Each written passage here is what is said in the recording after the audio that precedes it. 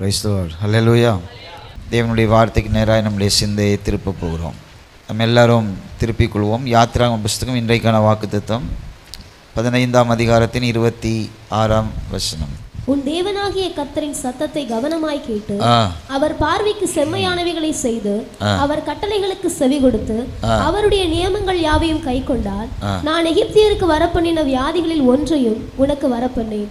நானே உன் பரிகாரியாகிய கர்த்தர் என்றார். ஆமென். ஹல்லேலூயா. ஒவ்வொரு வாக்குத்தத்தங்களுக்குள்ளேயும் ஆண்டவர் கண்டிஷன்ஸை வைத்திருக்கிறார். Conditions apply. இதை செய்தால் நான் சொல்லியிருக்கிற வாக்குத்தத்தத்தை நீ சுதந்தரித்து கொள்ள முடியும் என்று சொல்லி ஆண்டவர் ஒவ்வொரு வாக்குத்தத்தங்க வசனங்களுக்குள்ளேயும் கண்டிஷன்ஸ் வைத்திருக்கிறார். இந்த வாக்குத்தத்தத்தை ரெண்டாக நம்ம பிரித்து பார்க்க போகிறோம். ஒன்று, ஃபஸ்ட்டு பார்ட் கண்டிஷன்ஸை சொல்லுது. Contain it's conditions. ஒரு வாக்குத்தத்தை நிறைவேறுவதற்கு நமக்குள்ளே என்னெல்லாம் கண்டிஷன்ஸை எதிர்பார்க்கிறார் அப்படின்றது இதில் சொல்லப்பட்டிருக்குது. ரெண்டாவது பகுதியில் 2 கேள்விகள் கேட்கப்பட்டிருக்குது. என்ன கேள்வி அப்படின்னு சொன்னால், ஆண்டவர் வியாதியை கொடுப்பாரா? ஆண்டவர் தன்னுடைய சத்துருக்களை வியாதியை கொடுத்து பழி வாங்குவாரா? 2 கேள்விகளை உள்ளடக்கினது இரண்டாவது பகுதி. ஆமென். ரெண்டுத்தையும் நம்ம பார்க்க போகிறோம். அப்போ தான் அந்த வாக்குத்தத்த வசனத்தை நாம் சுதந்தரித்து கொள்ள முடியும். ஃபஸ்ட்டு பார்ட்டில் 4 கண்டிஷன்ஸை ஆண்டவர் கொடுத்துருக்கார். நம்பர் 1 என்ன? உன் தேவனாகிய கர்த்தரின் சத்தத்தை கவனமாய் கேட்டு அப்படின்னு சொன்னால் ஆங்கிலத்தில் diligently hear to the voice of God. கவனமாய் கேட்டு. ஆமென். ஹல்லேலூயா. அப்படின்னு சொன்னால் பிரசங்கத்தை கேளு, போதிக்கப்படுகிற தோராவை கவனமாய் கேளு.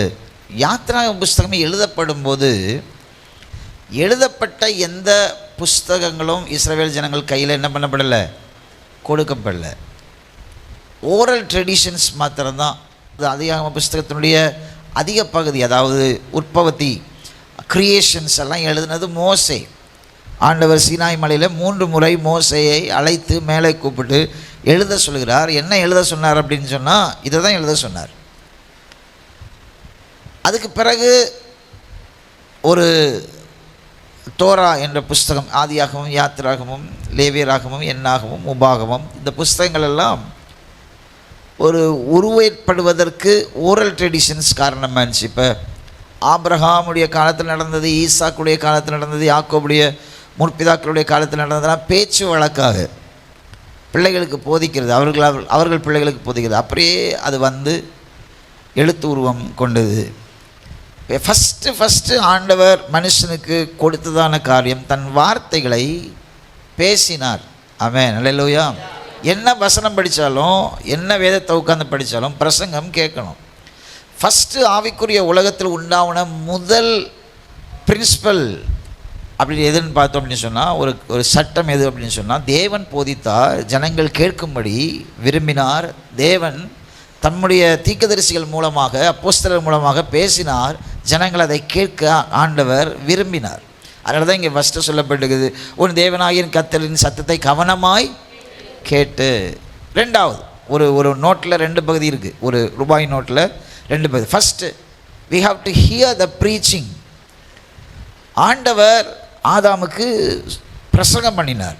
உனக்கு யார் உன்னை நிர்வாணி என்று யார் உன்னை என்ன பண்ணது சொன்னது? பிரசங்கம் பண்ணினார். அவன் அதை என்ன பண்ணான்? தேவனின் சத்தத்தை அவன் கேட்டு என்ன சொல்கிறான் அப்படின்னு சொன்னால், நாங்கள் நிர்வாணிகளாக இருக்கிறோம் ஆண்டவரே, நானும் ஏவாளும் நிர்வாணியாக இருக்கிறோம். when he hear the sound of God, he replied. only when we hear we can reply. நம்ம எப்போ ஆண்டவருடைய சத்தத்தை கேட்குறோமோ அப்போ தான் நம்மளால் என்ன பண்ண முடியும்? பதில் கொடுக்க முடியும். அல்லேலூயா.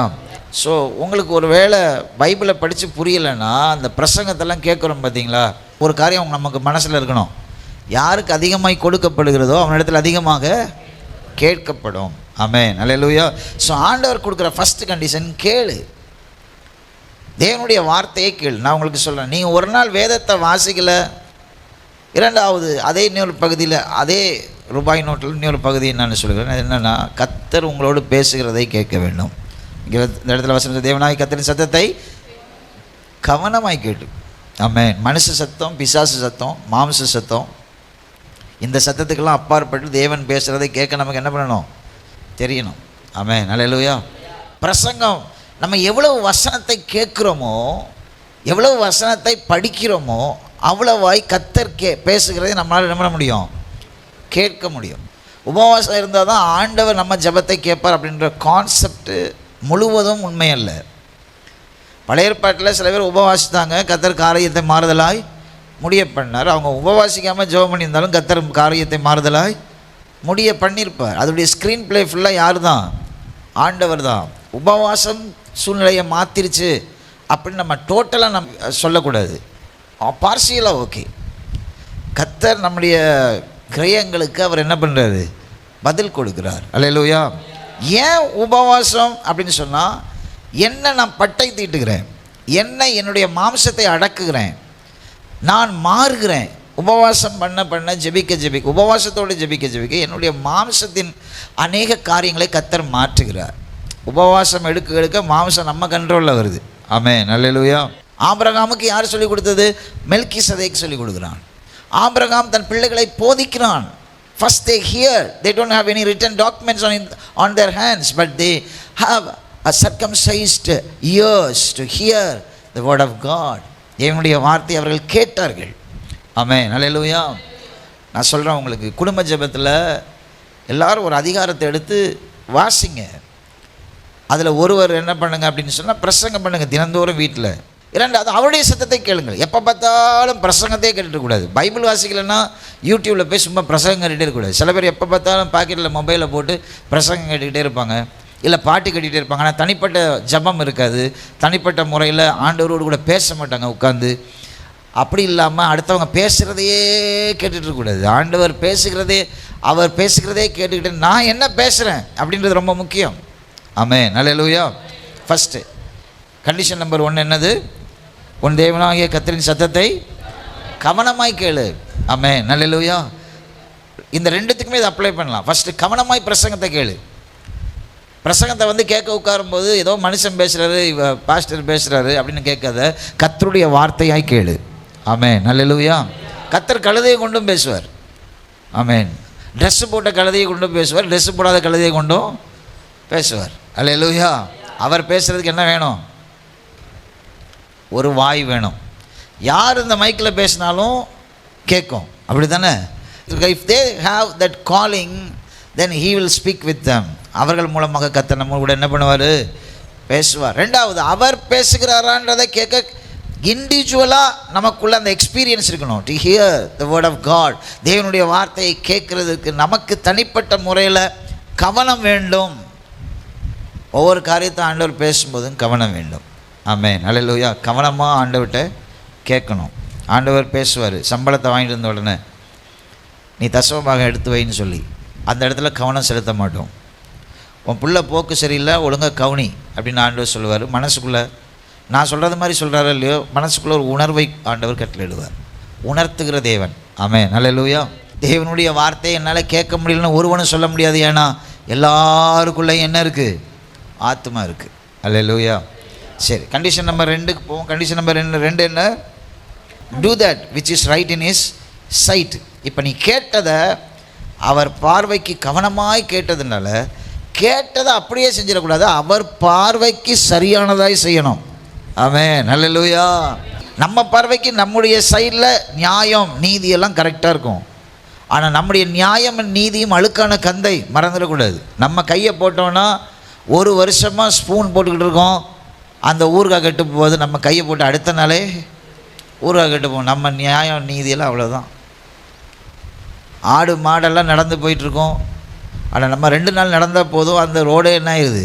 பட்டு போயிடுது. அங்கே இப்போ மரத்தில் இருக்கிற புல்லெல்லாம் நம்ம கால் பட்ட உடனே கரிஞ்சு போகுது. ஆமென். நம்முடைய நீதியெல்லாம் அவ்வளோதான். ஆண்டவர் பேசும்போது நம்ம நீதி எடுத்ததுக்குள்ளே வச்சு பார்க்கக்கூடாது. நம்ம கண்ணாடியை போட்டு அதை பார்க்கக்கூடாது. ஸ்பிரிச்சுவல் ஐஸ், உள்ளான காரியம். ஆண்டவரே, நீங்கள் என்னோட பேசுகிறீங்க, உங்கள் விருப்பப்படி நான் செய்ய. அதனால தான் தாவீது சொல்கிறான், உம்முடைய விருப்பப்படியே என்னை நடத்தி முடிவிலே என்னை உம்மோடு சேர்த்து கொள்ளும். அவர் walk is not just a walk, the walk towards the destiny. நம்முடைய நடை சாதாரண நடை இல்லை. நாம் ஒரு முடிவை நோக்கி நடந்து கொண்டு இருக்கிறோம். நம்முடைய நாம் போய் எத்த வேண்டிய இடம், சேர வேண்டிய இடத்திற்காக நாம் நடந்து கொண்டிருக்கிறோம். ஸோ நம்முடைய நடக்கைகளுக்கு நம்ம சொல்லக்கூடாது காரணங்கள்லாம். யார் என்ன வேணாலும் நினச்சிட்டு போட்டு நான் சரியாக இருக்கிறேன்னு எனக்கு தெரியும் அப்படின்னு எல்லாத்துலேயும் கொண்டு போய் அதை அப்ளை பண்ண முடியுது. அந்த கண்டிஷன்ஸை நம்மளை எல்லாத்துலேயும் அப்ளை. கர்த்தர் சொல்லுகிறார், எனக்கு செம்மையாய் தோணுகிற வழியில் நீ என்ன பண்ணு, நட அப்படின்னு சொன்னால் அவர் பேசுகிறத மாத்திரம் கேட்கக்கூடாது. அவர் என்னில் என்ன விரும்புகிறார் என்பதையும் நம்ம என்ன பண்ணணும், பார்வைக்கு செம்மையானவைகளை செய்து அவர் கட்டளைகளுக்கு. இந்த ஃபஸ்ட்டு பாயிண்ட்டும் இதுவும் ஒரே பாயிண்ட் தான். ஆனால் என்னென்னா இயர் டு ஹிஸ் கமெண்ட். ப்ராஃபட்டிக்கலாக ஆண்டவர் பேசுகிறாரு. மோசே இன்னும் கொஞ்ச நாள் கையில், இன்னும் கொஞ்ச நாளில் உன் கையில் என்னத்தை கொடுக்க போகிறேன், 10 கட்டளையை, பிரமாணத்தை கொடுக்க போகிறேன். அல்லேலூயா. 10 கட்டளையை கொடுக்க போகிறேன், பிரமாணத்தை கொடுக்க போகிறேன். அந்த கட்டளைகளுக்கு செவி கொடுத்து அப்படின்னு சொன்னால் டூ ஆன் ஹிஸ் மெத்தடாலஜி. ஆண்டவர் ஏன் கட்டளையை கொடுத்தார்?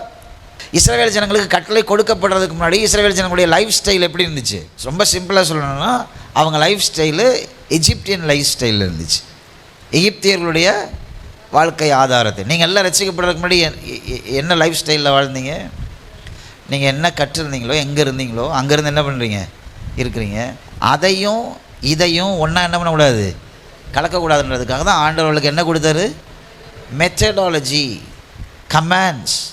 த மெத்தடாலஜி இன்சைட் த கமாண்ட். ஏன் இந்த மெத்தடாலஜியை ஆண்டவர் கமாண்டுக்குள்ளே கொண்டு போய் வச்சார் அப்படின்னா, it's not an optional, it's a command. Amen, hallelujah. கர்த்தர் சொல்கிறத கேட்டு தான் ஆகணும். ஆமென், அல்லேலூயா. நீங்கள் ஆர்சி சபைக்கு போகும்போது 5 ரூபா காணிக்கை போட்டிருப்பீங்க, 10 ரூபா மேக்ஸிமம் போடுவீங்க. அதுக்கு மேலே அவங்களுக்கு நீங்கள் போட வேண்டிய அவசியம் இல்லை. கோடிக்கணக்கில் அவங்களுக்கு சொத்து இருக்குது, வருமானம் வருது. கர்த்தர் உங்களுக்கு கொடுத்துருக்கிற சபையாக உடன் ஆசரிப்பு கூடாரம் கர்த்தர் உண்டாக்கின சபை. ரோமன் கத்தோலிக்க சபையெல்லாம் கர்த்தர் உண்டாக்கின சபையை நான் சொல்ல முடியாது. ஏன்னா அப்போஸ்தலர் 2ஆம் அதிகாரத்தில் கர்த்தர் உருவாக்கின சபை பெந்தைக்கோஸ்தே சபை. பெந்தைக்கோஸ்தே இன்னும் நாள் வந்தபோது அவர்கள் எங்கே கூடினாங்களாம், மேல் வீட்டு அறையில் கூடினார்கள். வாக்குத்தத்தம் நிறைவேறணும்னா கொஞ்சம் சாக்ரிஃபைஸ்லாம் நம்மகிட்ட இருக்கணும். அவருடைய கட்டளைகளுக்கு நம்ம என்ன பண்ணணும், கீழ்ப்படினோம்.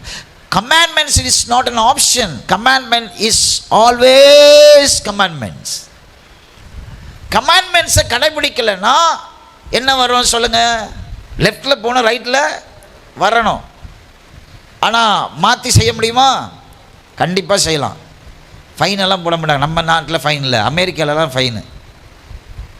அதெல்லாம் ஒன்றும் நமக்கு ஃபைன் கிடையாது. ஆனால் என்னைக்கு அது ஒரு நாள் நம்ம என்ன பண்ணிக்கிடுவோம், மாட்டிக்கிடுவோம். டிரைவர்ஸ்லாம் இங்கே இருக்கிறாங்க. நீங்கள் தப்பான ராங் ரூட்டில் போய் ஆக்சிடென்ட் ஆச்சுன்னா உங்கள் இன்சூரன்ஸ் கூட என்ன ஆகாது, கிளைம் ஆகாது. நீங்கள் எதாவது திருட்டுத்தனம் பண்ணி தான் அதெல்லாம் என்ன பண்ணணும், கிளைம் பண்ண வேணும், அதை வாங்கணும். நம்ம வண்டிக்கு 40,000 ரூபா நீங்கள் இன்சூரன்ஸ் போட்டிருந்தாலும் தவறான ஆக்சிடென்ட் அப்படின்னு ஏஜெண்ட் கொடுத்துட்டான் அப்படின்னு சொன்னால் நமக்கு கிளைம் பண்ண முடியாது. ஸ்தோத்திரம், நல்லா கவனிங்க. ஆனால் அப்படி யாரும் இல்லை, எல்லாருமே பரிதாபம் பார்த்து கிளைம் பண்ணி கொடுத்துட்றாங்க. ஆண்டவர் சொல்லுகிறார், என் கட்டளைகளுக்கு செவி கொடுத்து. ஆமென், அல்லேலூயா. நான் உன்கிட்ட பேசுகிறேனே அதெல்லாமே என்னது தான், கட்டளை. உன் தேவனாகிய கர்த்தரை என்ன பண்ணு, அன்பு கூறு அப்படின்றது என்னது, ஆப்ஷன் இல்லை, கட்டளை. கர்த்தரை அன்பு கூர்ந்தா 40 நாள் ஒரு வேளையாவது உபவாசிக்கணும்னு தோணும். உபவாசித்து ஒவ்வொரு நாளும் ஆண்டவர் என்ன சொல்கிறார், எதுக்காக ஜெபிக்க சொல்கிறார். சும்மா 40 நாள் உபவாசம் பண்ணிவிட்டு உட்காந்து பைபிளை கொஞ்சம் நேரம் படிச்சுட்டு கொஞ்சம் நேரம் என்னத்துக்காவது ஜெபம் பண்ணிவிட்டு எங்கள் ஆடை ஆசீர்வதிங்க ஆண்டவரே, என் மாடை ஆசீர்வதிங்க, என் வீடை ஆசீர்வதிங்கன்னு சொல்கிறதுக்குல ஆண்டவர்கிட்ட கேட்கணும், ஆண்டவரே இன்றைக்கி நான் எதுக்காக ஜெபம் பண்ணணும், இன்றைக்கி எதுக்காக நான் ஜெபம் பண்ணணும், இன்றைக்கி நான் என்ன பிரசங்கம் பண்ணணும் ஜனங்களுக்கு, இன்றைக்கி ஊழியக்காரன் மூலமாக இதை நான் பேசுனீங்களா ஆண்டவரே, நான் என்ன செய்யணும்.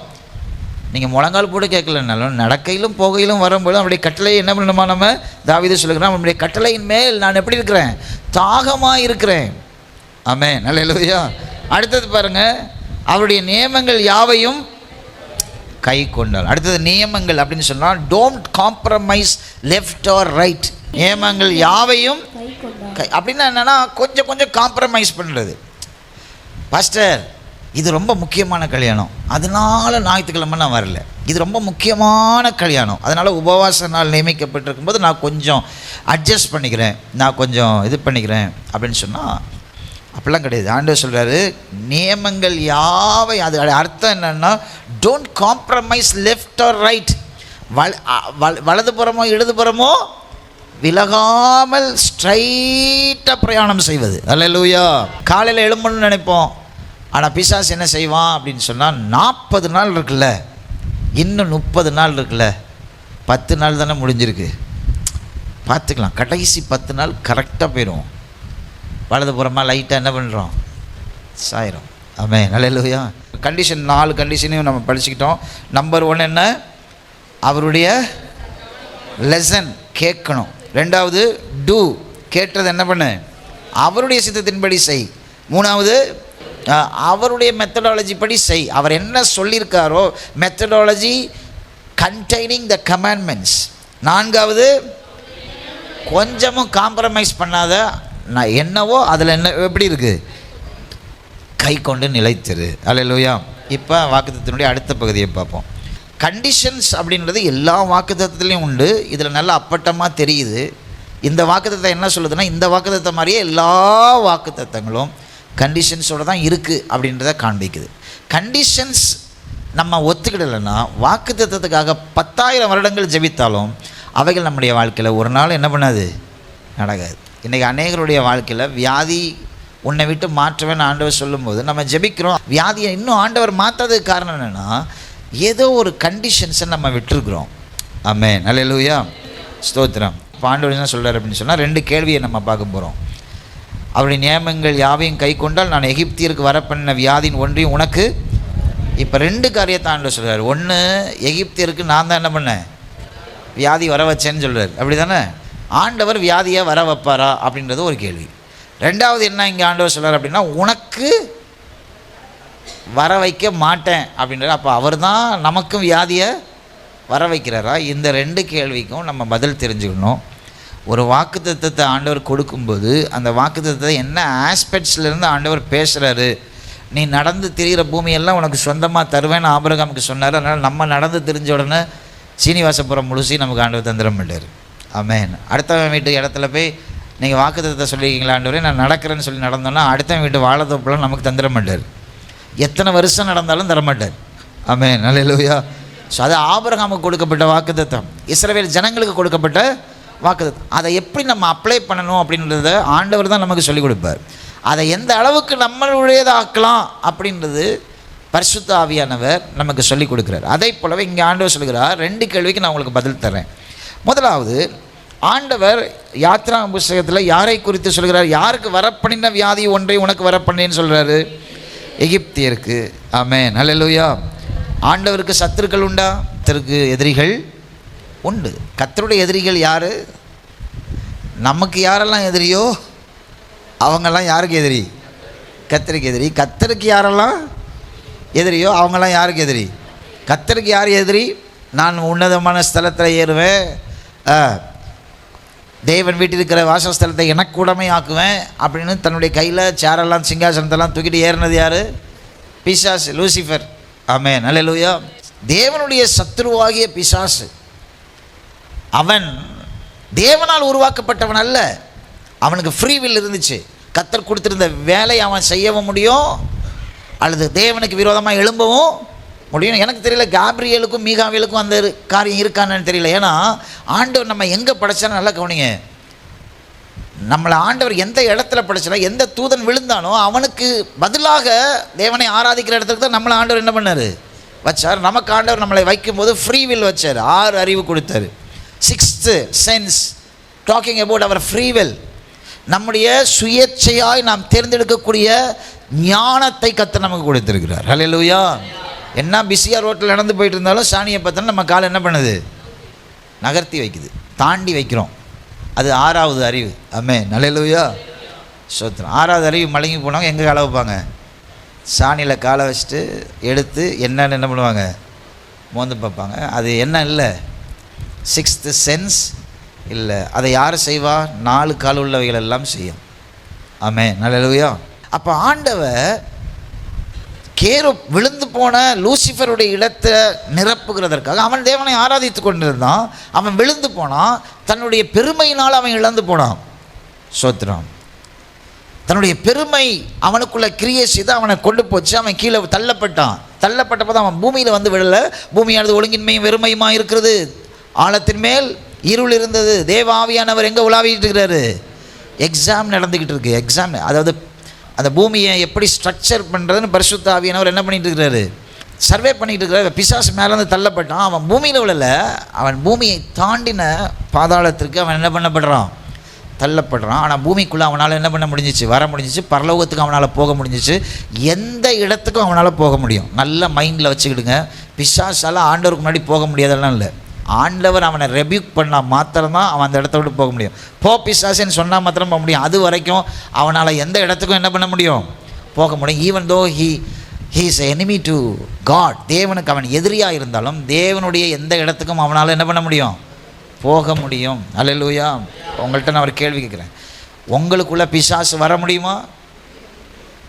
முடியாதுன்றது தான் சரியான பதில். ஆனால் முடியும் அப்படின்றது இன்னொரு பதில். எப்போ ஆவியானவர் உள்ளே இல்லையோ அப்போ அவனால் உங்களுக்குள்ளே என்ன பண்ண முடியும்? வர முடியும். அல்லேலூயா. ஸோ பிசாசால் நம்முடைய மைண்டை திருடி கொண்டு போக முடியும். நம்முடைய மைண்டை திருடி வார்த்தையை கேட்காத, கட்டளையை பின்பற்றாத, சோத்திர நியமங்களை செய்யாத அப்படின்னு சொல்லி அப்படியே தூக்கி நம்மளை கொண்டு போக முடியும். அவனுடைய வேலையை 24/7 அதுதான். தெரிந்து கொள்ளப்பட்டவளை எப்படி வஞ்சிக்கிறது, அதுதான் அவனுடைய வேலையே. அவன் ரட்சிப்புக்காக நம்மளால் என்ன பண்ண முடியாது? ஜெபிக்க முடியாது. ஜெபம் பண்ணால் அவன் ரட்சிக்கப்பட போவதும் கிடையாது. அவனுக்கு ரட்சிப்பே கிடையாது. ஆமென். அல்லேலூயா. சில மனிதர்களுக்கும் கர்த்தர் அப்படி தான் வச்சிருக்காரு. சில மனிதர்களுக்கு ரட்சிப்பே கிடையாது. அதனால தான் நான் சொல்லுவேன், ரட்சிக்கப்படாத உங்களுடையவர்களுக்காக நீங்கள் ஜெபிக்கும் போது ஆண்டவர்கிட்ட சொல்லணும், ஆண்டவரே எப்படியாவது ரட்சிச்சிருங்க. ரட்சிப்பு கர்த்தருடையதுன்னு சொல்லப்பட்டிருக்கே, எப்படியாகிலும் ரட்சித்திருங்க. வேதத்தில் அப்படி போனவர்கள் நிறைய பேர் பார்க்குறோம். இயேசுவோட இருந்த யூதாசால ரட்சிப்பை அனுபவிக்க முடியவில்லை. கர்த்தருடைய கரத்தில் இருந்ததான அப்சலோம், அடுத்தது அவன்தான் எல்லாம். ஆனால் அவனால் அதை அனுபவிக்க முடியவில்லை. ஸ்தோத்திரம். சவுல், இப்படிப்பட்ட நல்ல எக்ஸாம்பிள்ஸை வேதத்தில் அங்கங்கே ஆண்டவர் வைத்திருக்கிறார். ஸ்தோத்திரம். அவர்களை விட பயங்கர பாவம் செய்தவர்களை கர்த்தர் ரட்சித்து மீட்டதையும் நம்ம என்ன பண்ணுறோம்? இங்கே பார்க்குறோம். அல்லேலூயா. ஸோ சத்ரு இருக்கிறான். சத்ரு எங்கெல்லாம் இருக்கானோ அங்கெல்லாம் அவனுக்கு ஏற்ற கிரியை என்ன பண்ண தான் செய்யும்? நடக்க தான் செய்யும். புதிய ஏற்பாட்டில் ஆண்டவர் எந்த மனுஷனுக்கும் வியாதி என்ன பண்ண மாட்டார்?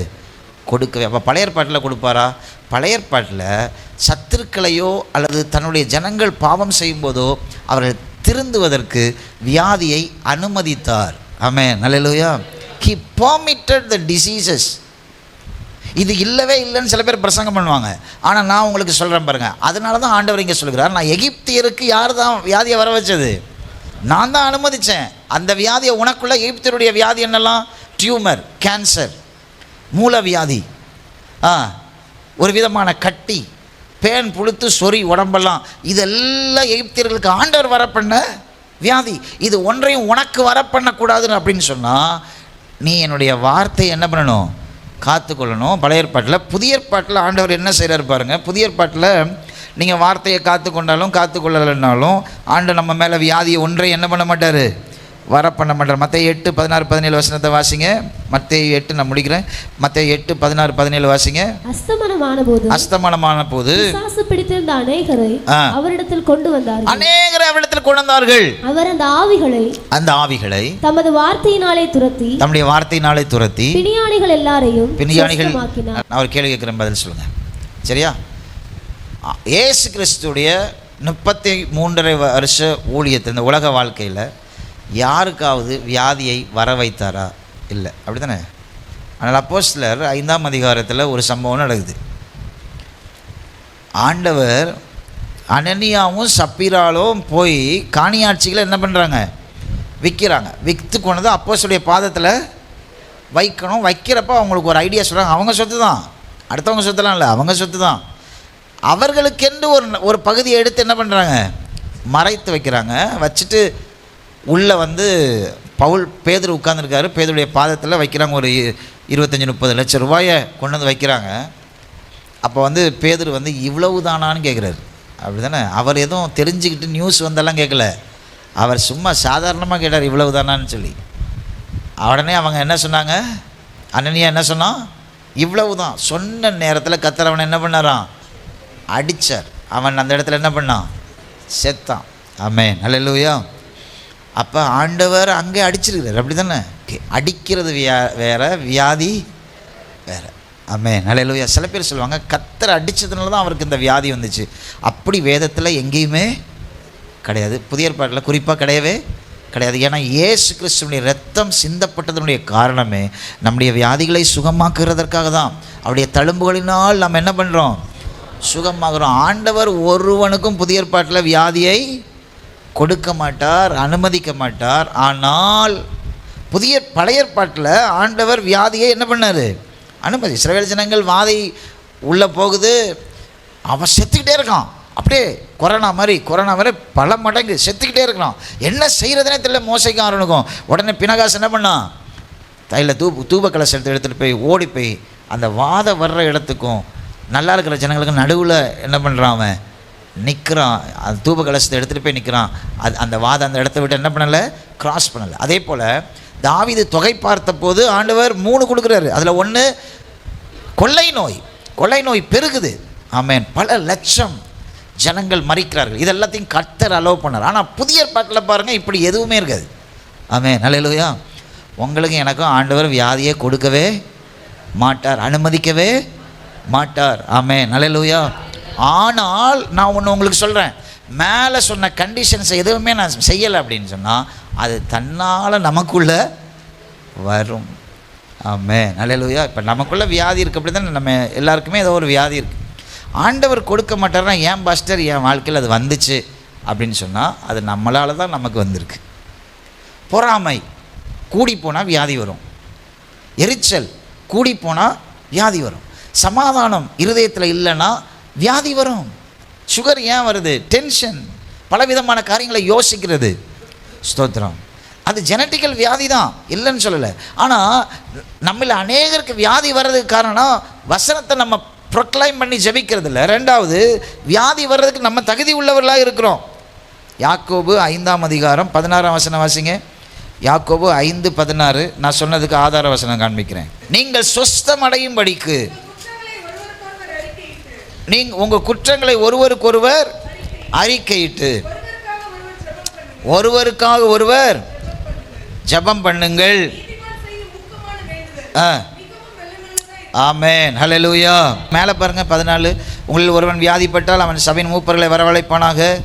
அவர்கள் கர்த்தருடைய நாமத்தினால் அவனுக்கு எண்ணெய் பூசி அவனுக்காக ஜெபம் பண்ண கடவர்கள். அப்பொழுது விசுவாசமுள்ள ஜெபம் பிணியாளியை கர்த்தர் அவனை எழுப்புவார். அவன் பாவம் செய்தவனானால் அது அவனுக்கு மன்னிக்கப்படும். ஹல்லேலூயா. இப்போ இந்த புதிய ஏற்பாட்டில் வியாதி ஏன் வருது அப்படின்னு சொன்னால், நம்ம எப்போ தேவனுடைய கட்டளையை மறக்கிறோமோ, தேவனுக்கு இடம் கொடுக்க மறுக்கிறோமோ, அப்போ பாஸ்டர் வியாதி வந்த எல்லாரும் அப்படி தானா? ஆண்டவருக்கு நேரம் கொடுக்கலையா? ஆமென், ஹல்லேலூயா. கண்டிப்பாக ஆண்டவருக்கு நேரம் கொடுக்கல, கர்த்தரை கனப்படுத்தலை, கவனமாக இருக்க வேண்டிய இடத்துல கவனமாய் இருக்கலை. கர்த்தருடைய நமக்கு ஆண்டவர் கொடுத்துக்கிற சரீரம் தேவன் நமக்கு கொடுத்த ஆலயம். ஆமென். அந்த ஆலயத்தை பேணலை, ஒழுங்காக குளிக்கலை, ஒழுங்காக பல்லு விளக்கலை, ஒழுங்காக எக்ஸசைஸ் பண்ணலை, ஒழுங்காக பண்ணலை, வேணும்னே சாப்பிடாமல் கிடக்கிறது. சாப்பிடாமல் கிடந்த உடனே மற்றவங்கெல்லாம் வருந்திடுவாங்கன்னு நம்ம நினைக்கிறது. ஏன் குடலில் கேன்சரு, வெத்தலை பார்க்க திருட்டுத்தனமாக போடுறது. Price God. ஸோ இன்றைக்கி இந்த வாக்குத்தத்தம் என்னென்னா, நானே உன் பரிகாரியாகிய கர்த்தர். அந்த வசனம் எப்படி முடியுது பாருங்கள், வாசிங்க. யாத்திராகமம் வாக்குத்தத்தம் 15:26. நானே உன் பரிகாரியாகிய. ஓ ஹல்லேலூயா, ஸ்தோத்திரம். நானே உன் பரிகாரியாகிய கர்த்தர்.